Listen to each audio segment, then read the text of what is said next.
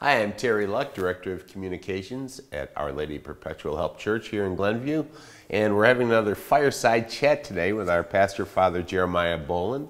And joining us is the co-chair of the Sharing Ministry. And we are in the Sharing Room, soon to be called the Sharing Resource Center, correct? Correct. And we're going to talk about all the changes. You can see it's kind of empty now, but it's going to be bustling very soon because it's about to have a grand reopening.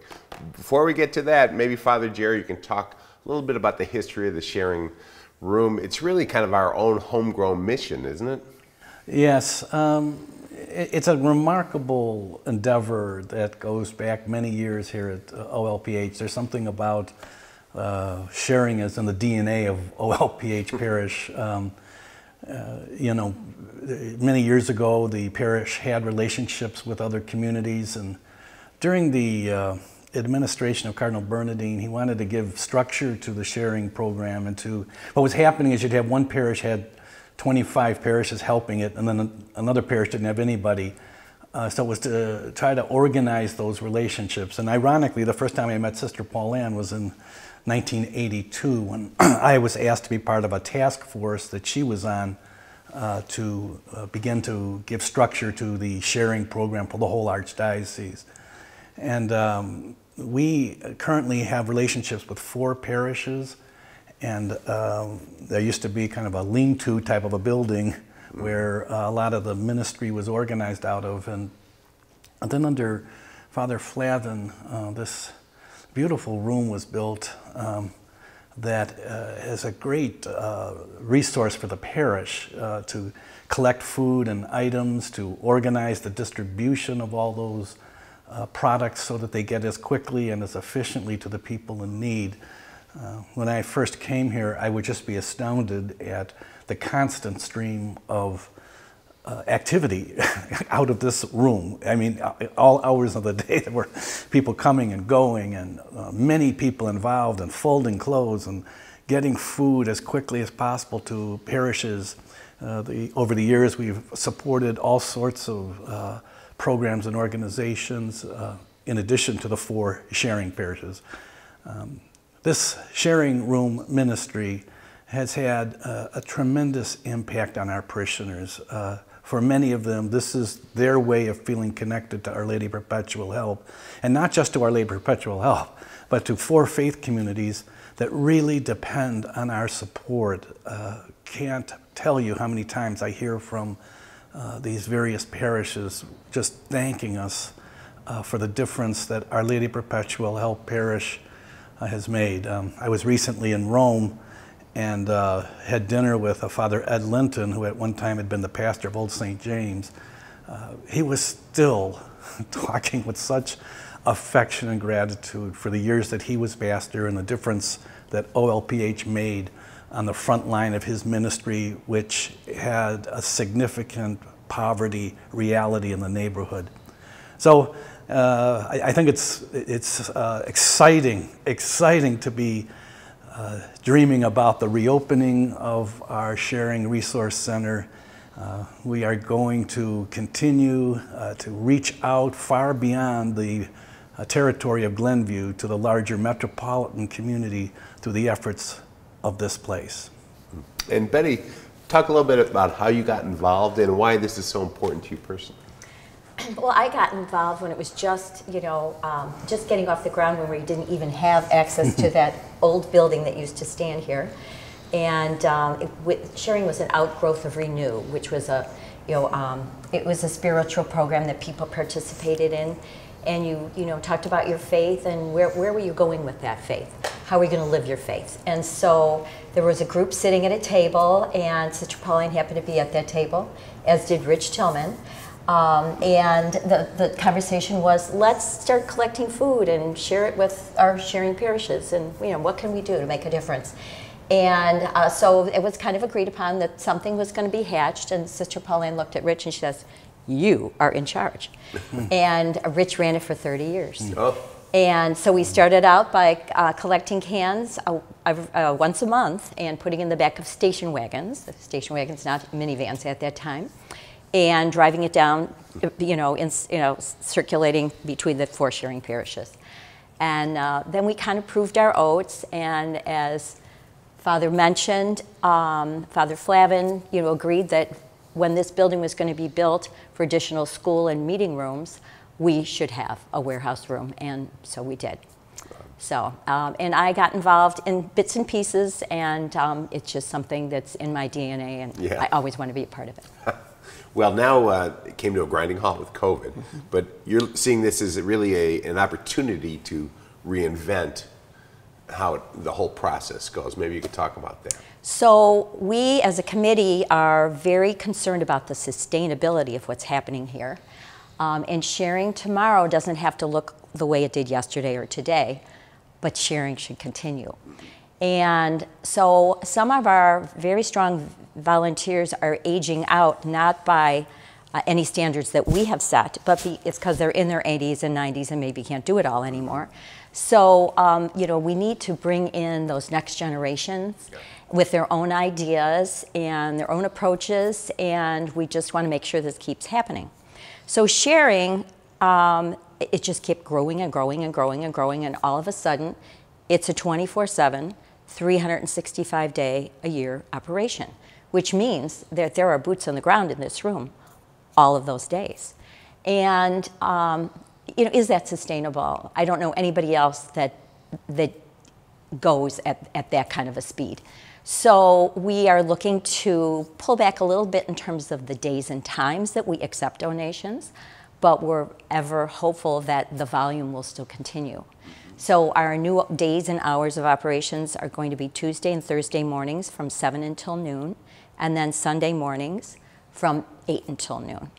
So, and we will have staff always on Sunday mornings and out on Tuesdays and Thursdays, and we'll have volunteers coming at all different hours and days as well, but not officially open. So our intent is we are going to put the bins out that have been our collective vessels through all of this during our opening hours, and then we'll bring them back in the room when we're not open. We hope to get every bit as much food as we did in the past. We would get anywhere from 90 to 110,000 cans a year, all going to our sharing parishes as well. We always have the supply in this room for Sister Pauline.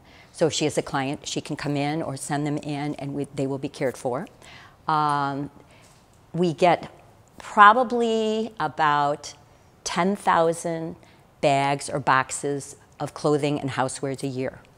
And that's where most of our manpower is involved. And we so appreciate those donations, most of which are, clean and folded and in season, but not all.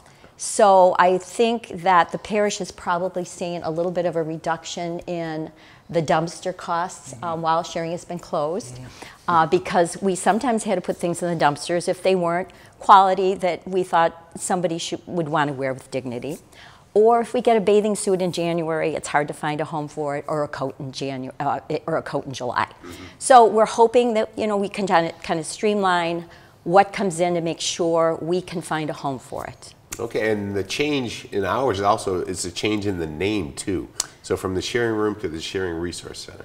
So we just kind of thought part of the reset, it would make you more aware of a reset if you rename the room. And we always want to think about the dignity of the poor. So as we talked at the table, we kind of thought sharing resource center, these are resources that people really need. And so we renamed it that. That's a great name. Father Jerry, you talked about the 4 sharing parishes. Which parishes are those? And now we've had relationships with these for years, correct? Yes. So historically, we've had relationships with St. James, St. Sabina, Our Lady of Tepeyac, and St. Philip Neri. Now, some of the parishes have gone through mergers and have morphed into a new reality, but they're still the same people and they're still communities in need. And so all 4 parishes have greatly appreciated the support that we've been able to give them. One of the things that I loved about coming here regarding the sharing parish is that a lot of parishes, the relationship is really just financial. People give us to the second collection for the sharing parishes, and it's just a money transfer. And that defeated the whole purpose of sharing, which was really to build bonds of friendship and to build real relationships between two parishes. The parish that we assist, they give so many blessings back to us. It's very enriching when there's a personal relationship, and in the course of the year we connect on those more personal levels in many ways. And that's the great blessing of helping us to be aware of, the tremendous diversity of the Archdiocese of Chicago, where, some of the parishes are in African American communities, others in Hispanic parts of the city. It just helps all of us to be aware that the church is very rich in its diversity. And the more we're in relationship, the more sense of church emerges out of that. Over the years, tremendous friendships have been forged between parishioners of OLPH and the various sharing communities. We've developed partnerships with some of the food stores in the area that really support us. Like the Jewel and the Glen, has been having these tremendous efforts to help us at Christmas time, at Easter time, so that we can give turkeys and hams, dinners, complete dinners to hundreds of people. So it's been a great way of putting a face to those who we share with, both receiving and giving. And I really appreciate that sharing process. It's not just giving, it's also receiving on both sides of the ledger. It's interesting when we do these fireside chats how often you talk about, being part of a parish is more than just going to church and building relationships. We had that, you brought that up when we talked to Women's Club, and here the same connection here you talk about as far as bringing everyone together. It's really beautiful. Yeah, and it's, one of the things that's great about this parish is that there are a lot of opportunities for people to participate beyond Sunday worship. And, for a lot of the parishioners involved in the sharing ministry, they're deeply committed. This is how they're living out their faith. It's not just writing a check. It's, folding clothes. It's packing, boxes of food that are going to go to these communities.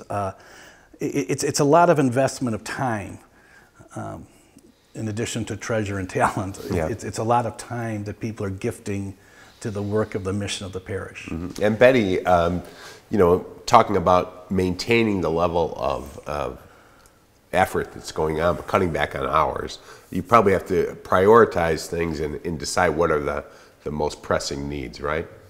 Well, we're trying to get everything geared up as it was before, just concentrate the times we're taking for the intake. Mm-hmm. So we're hoping the intake remains strong, and that we will continue to need, and right now we do need all the volunteers we had before. And we need those kind of numbers. And as far as donations, is there a specific need that you want right now that people should be looking to donate? Well, at this very moment, the food drive is going on, the fall food drive, which Guild 30 has been just heroes about sponsoring for many years.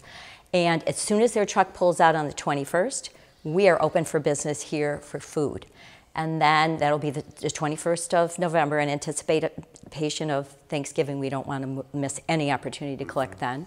And then when December 5th rolls around, we are going to be geared up and ready to also take in clothing. Okay. And when I was talking about the dumpsters earlier, one little thing I'd want to add, that when we did get out of season things, it was difficult for us to find an outlet.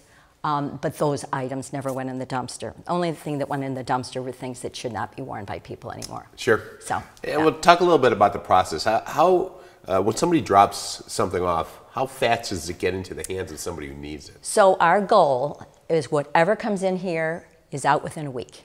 Oh. So we have drivers going to all 4 sharing parishes with the food. We also occasionally deliver to Catholic Charities or Northfield Township, depending on what kind of overage we might have. We, at one point, if you added up everyone we were giving to, and I'm not sure we're exactly at that number, we're a little bit under it right now, but most of the agencies will be back that we've served before, and we'll serve them again, and that number was 29. So after our sharing parishes, which only 2 of them will take some clothing, then we give to Catholic Charities, we give to Northwest Settlement, we give to a lot of different organizations. What's amazing that you can just turn it around so fast. And again, you talk about another level of volunteerism, the drivers. You know, people think they're dropping it off and they really don't even know what happens next, right? And so many people have to get in their car and get it there right away. And then we have something called the Bread Brigade. We haven't quite decided when we're going to start them up.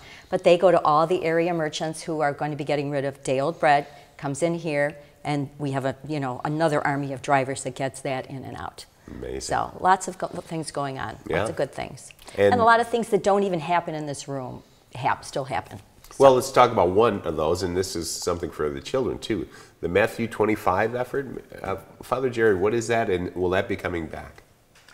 Well, yes, eventually that will come back. You know, we're still having to deal with COVID restrictions involving young people, but eventually, you know, we will be reinstating that. Also, you know, we're revitalizing our youth ministry program. Father Patrick is leading the effort, and you know, again, these kids from, you know, their earliest memories of church has been bringing food at the offertory time up to the altar, and so they want to continue this as teenagers and young adults, as to how they can continue to help reach out to others. And that's what Matthew 25 was, bringing items at church, right? Yes.